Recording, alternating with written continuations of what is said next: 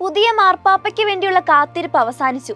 ആധ്യാത്മിക നേതൃത്വത്തിന് പുറമെ നയതന്ത്ര ധാർമ്മിക ചുമതലകൾ നിർവഹിക്കാൻ സാധിക്കുന്ന ഒരു മാർപ്പാപ്പയെ 1.4 ബില്യൺ വരുന്ന ആഗോള കത്തോലിക്കർക്ക് ലഭിച്ചു കഴിഞ്ഞു.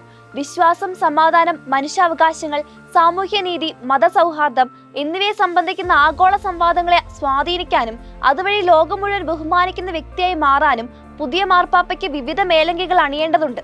എല്ലാ കാലത്തും മാർപ്പാപ്പമാർ അനേകം വെല്ലുവിളികൾ നേരിട്ടുവെങ്കിലും മനുഷ്യ ചരിത്രം ആഗോളവൽക്കരണത്തിന്റെ കൊടുമുടിയിൽ എത്തി നിൽക്കുന്ന ഇക്കാലത്തെ വെല്ലുവിളികൾക്ക് വേറിട്ട സങ്കീർണ തലങ്ങളുണ്ട്.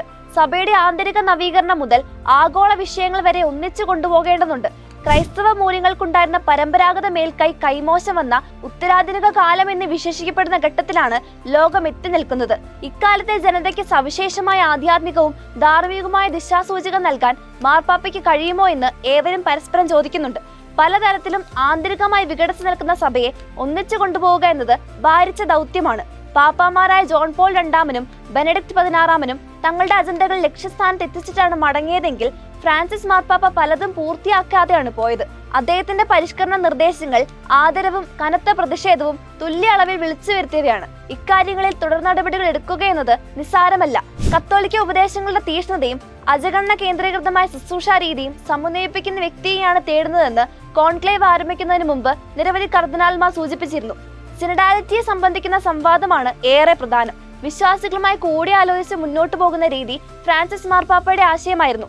ഇടവക പള്ളികൾക്കും അജഗണങ്ങൾക്കും പ്രാമുഖ്യമുള്ള ഇത്തരം സമീപനങ്ങൾ നടപ്പാക്കണമെന്ന് പുരോഗമന പക്ഷക്കാർ ആഗ്രഹിക്കുമ്പോൾ സഭയുടെ അധികാര ശ്രേണിയും അത് നൽകുന്ന ഉപദേശങ്ങളിലെ വ്യക്തതയും അലിഞ്ഞില്ലാതാകുമെന്ന് പാരമ്പര്യങ്ങളെ അനുകൂലിക്കുന്നവർ താക്കീത് നൽകുന്നു. ഇത്തരം അഭിപ്രായ തിരുത്തുകളെ യോജിപ്പിക്കുന്ന പാലമാകാൻ പുതിയ മാർപ്പാപ്പയ്ക്ക് കഴിയണം. മതവിശ്വാസത്തിൽ നിന്ന് അകലുന്ന യുവാക്കളാണ് മറ്റൊരാശങ്ക. മതവിശ്വാസമാണോ ആധ്യാത്മികതയാണോ വേണ്ടത് എന്ന് തുടങ്ങിയ നവകാല ചർച്ചകൾ വെല്ലുവിളിയാണ്. ഒരു മതവുമായും തങ്ങൾക്ക് ബന്ധമില്ലെന്ന് പറയാൻ ആഗ്രഹിക്കുന്ന യുവാക്കൾ മറ്റൊരു വശത്തുമുണ്ട്. ഇത്തരം വേറിട്ട സ്വരങ്ങളെ ഉൾക്കൊള്ളാനും അവയെയും സഭയുടെ ശബ്ദമാക്കി മാറ്റാനും മാർപ്പാപ്പയ്ക്ക് ഏറെ പരിശ്രമം വേണ്ടിവരും. കൂടാതെ ഫ്രാൻസിസ് മാർപ്പാപ്പ തുടങ്ങി വെച്ച ചർച്ചകൾ മറ്റു പലതിലേക്ക് നീളുന്നുണ്ട്. LGBT വിഷയങ്ങൾ, സഭയിലെ സ്ത്രീകളുടെ സ്ഥാനം, സ്വവർഗ ദമ്പതികളെ ആശീർവദിക്കൽ എന്നിവയിലെല്ലാം വിശ്വാസത്തിന്റെ കാതൽ കൈവിടാത്ത നയപരമായ സമീപനങ്ങൾ വേണ്ടിവരും. ആധ്യാത്മികവും ധാർമ്മികവും ആഗോളതലത്തിൽ ആശ്രയിക്കാവുന്നതുമായ ശക്തി സഭയാണെന്ന് ഏവർക്കും നിശ്ചയമുണ്ട്. അതിനാൽ അധികം പരിചയമില്ലാത്ത വഴികളിലേക്ക് ഇറങ്ങി നയിക്കേണ്ടി വരും പുതിയ പാപ്പയ്ക്ക്. ജോൺ പോൾ രണ്ടാമനും ഫ്രാൻസിസ് പാപ്പായും മാത്രമാണ് ഇക്കാര്യത്തിൽ മുമ്പേ നടന്നവർ.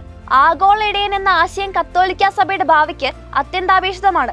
പുതിയ പാപ്പ ഏലിയായുടെ അടയാളവും മോശയുടെ ധീരതയും ഉൾക്കൊള്ളണം. അതോടൊപ്പം ജോൺ പോൾ രണ്ടാമന്റെ പ്രവാചക ശബ്ദവും ബെനഡിക്ട് 16 ദൈവശാസ്ത്ര പാണ്ഡിത്യവും ഫ്രാൻസിസിന്റെ ആർദ്ര ഹൃദയത്വവും സമന്വയിപ്പിച്ച് വേണം സഭയുടെ ജൈത്രയാത്രയ്ക്ക് ഇനിയുള്ള കാലം ഇന്ധനം പകരാൻ.